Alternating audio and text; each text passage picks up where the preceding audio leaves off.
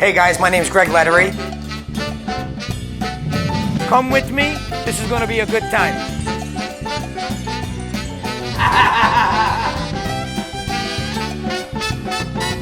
Oh my God. I don't know what that means, but cheers. Delicious.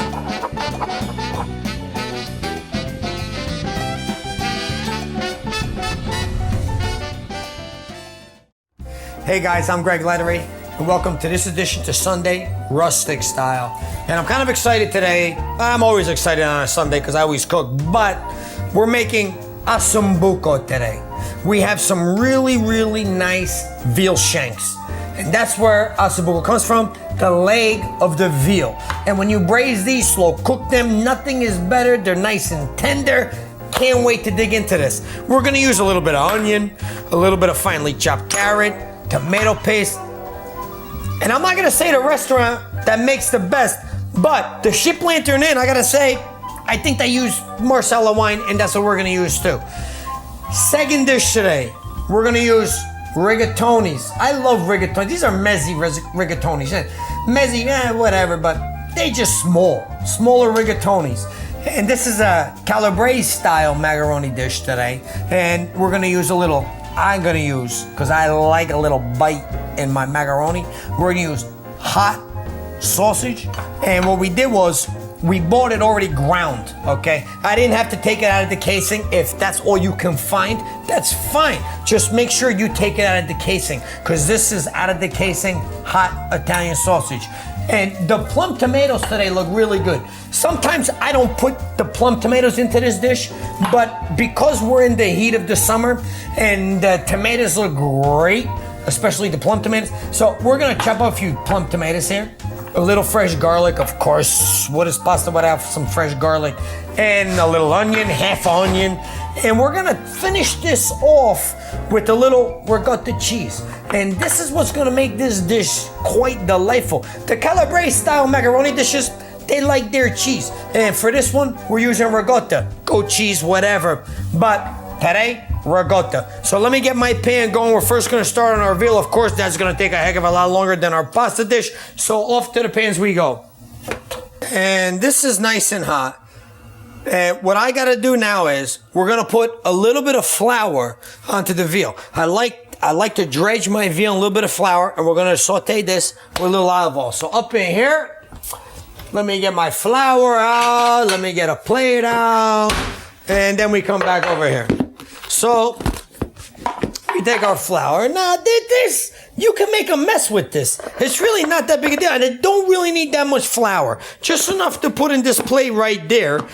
I mean, that's all. We put that back in the cabinet. And then I am gonna season this with a little salt and pepper first, okay? So, what's that? Not even 2 pinches, I can say that. Maybe 1 pinch. And then some black pepper like this, okay? And then we just go like that.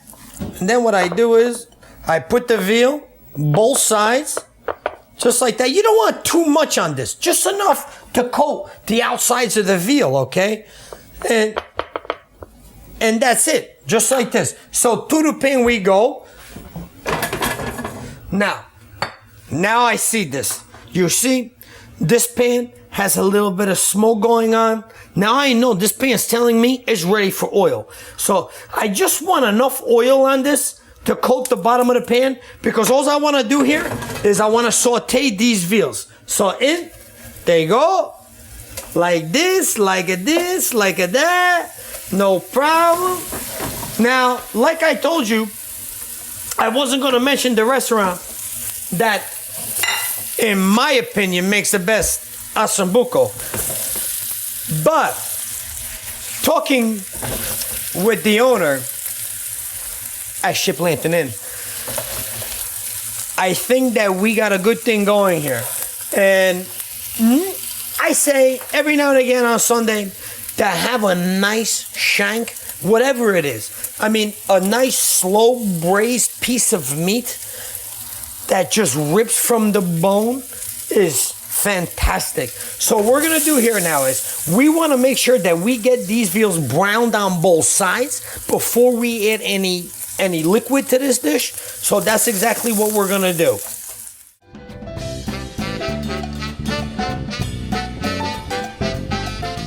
So now we put our veal ossobuco, we dredge it in flour, a little salt and pepper, and we let the first side saute now for about 3-4 minutes. We're gonna check it out and see what the one side looks like now.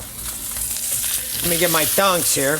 I can see this place smokes up. Now, every now and again when you make this dish, yeah, your smoke alarms might go off. They might go off on this show too, because this is my house. Don't forget this now. Sometimes my dogs come running through, the kids slam a door, whatever. This ain't nothing professional, all right? So let's see what these veals look like on the other side. Okay, now you see how this is turning brown? This is what I want. I want these veals to be brown, okay? But not burnt, but very brown. So we flip these guys over. Very simple. Now this is how we're doing this. And there's no problem here. You don't have to worry about timelines and this and that. A little flour with salt and pepper. Dredge your veal. Throw it in some olive oil. And now we flip them after 4 minutes, maybe 5. And then we're going to let them go for another 4 minutes. Okay, so now we got our veal shanks, 5 minutes on one side, 5 minutes on the other side. Let's check it out and we'll go from there. So let's see now. You see the one side looks good. The other side looks good. That side looks good. These are nice and brown now, okay? This is what I want. Now it's at this point what we're gonna do is we're gonna take these shanks out from the hot oil, and then we're gonna saute our vegetables in here, okay? So just get a little plate here on the side. There's nothing crazy here, all right? And then we're gonna put our shanks right like that, and then our hot oil is still sparkling, is going crazy. This is nice. So what we do here now is we have finely diced, okay? Finely diced 1/2 of an onion. Boom. That was a big onion though, but 1/2 of the big onion.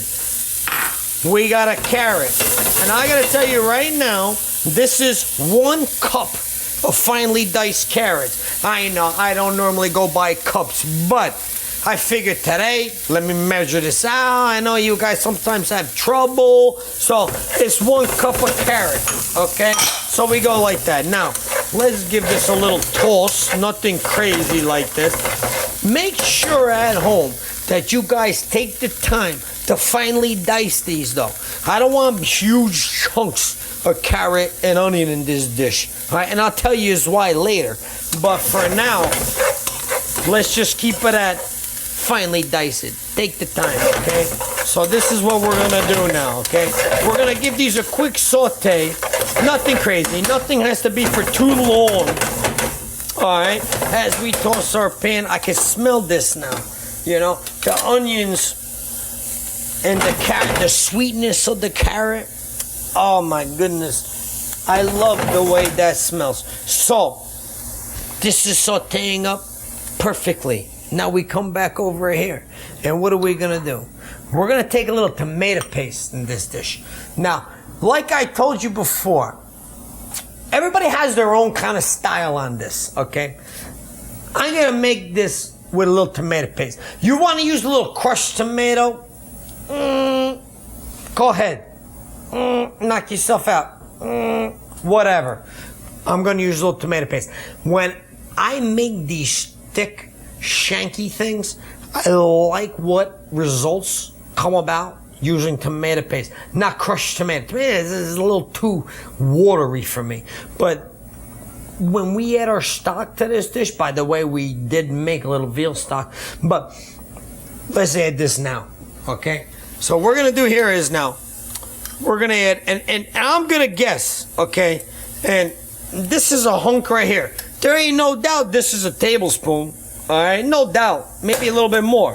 And we're gonna just kind of move that around like this, all right? Incorporate it with your little veggies you got going on, but I want a little bit more, okay? So let's say 2 tablespoons.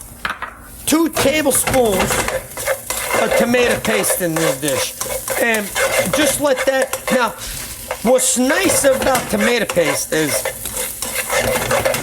that when you add this now, it almost tastes like roasted tomato. Like, it's so fantastic, like a sun-dried tomato just hits you in the face. And that's what we want. I like to cook it a little bit.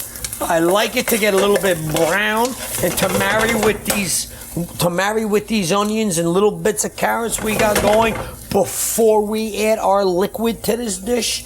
And this is nice. And you never know. I might have to add a little bit more tomato paste, but I keep a little bit on the side. I always have extra of everything that I'm doing, because once I add things as we go, we know what it looks like, what it is, what it is. No problem. We put a little bit more. But for now, I'm going to say that this looks really, really good. I really like when everything marries together. The nice roasted flavor you're getting from the tomato paste, this is perfect. And now, all this, let me just let you look at this. The tomato paste kind of adhered to our carrots and our onions. And it's at this point, it didn't go for very, very long now, okay? That I'm gonna add my stock to this dish. Now, I'm using a veal stock, okay? You know, veal stock is very difficult. You gotta get the bones, you cook it down, and blah, blah, blah. You guys at home, if you don't have the time to worry about veal bones and this and that, and you gotta see, what you do is, you got a little bit of chicken base, you got a little bit of beef base, you marry the two together, okay, equal parts, and then you get away with a little bit of veal stock. That's fine, okay? We're at home now. This is no restaurant. So don't go bananas, you know, if you can't find the veal stock, you know? Just do what you gotta do. A little chicken stock now and beef stock. So we're gonna put some in. 1 ladle, 2 ladle, 3 ladle, 4 ladle, 5 ladle. We're gonna stir it around. We're gonna check it out now. And what we wanna do now is, we wanna bring this, turn your burners up and bring this up to a boil. All right, I wanna see this boil, boil, boil. 6, I put 6, and I might use more. That's why what I like to do is I always make extra of the stock. I always keep it to the side, because not only in this dish, but tomorrow, 3 days from now, you never know. I'll make a soup. I'll make something out of this stock. Believe me, it won't go to waste. So I want this to come to a boil as I make a mess, but that's okay. You make a mess. I mean, please, I don't have a house cleaner. I cook it myself. So we're going to wait for this to come up to a strong boil, and then we're going to go and show you the next.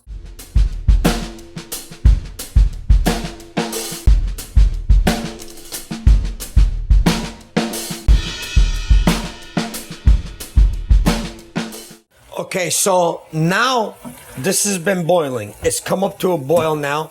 We can see that. And it's starting to reduce. I don't want this to reduce now, because we still have to braise our shanks, which take quite a bit of time. So we're going to hurry up now and get going. And what I like to do now is, as this starts to boiling and there's a lot of action going on, is at this point that we put our veal back into the pan, okay, just like this. Now, I like to put it in, and then you see what's happening here, and then we flip it over just to get the other side nice and moist, okay, just like that.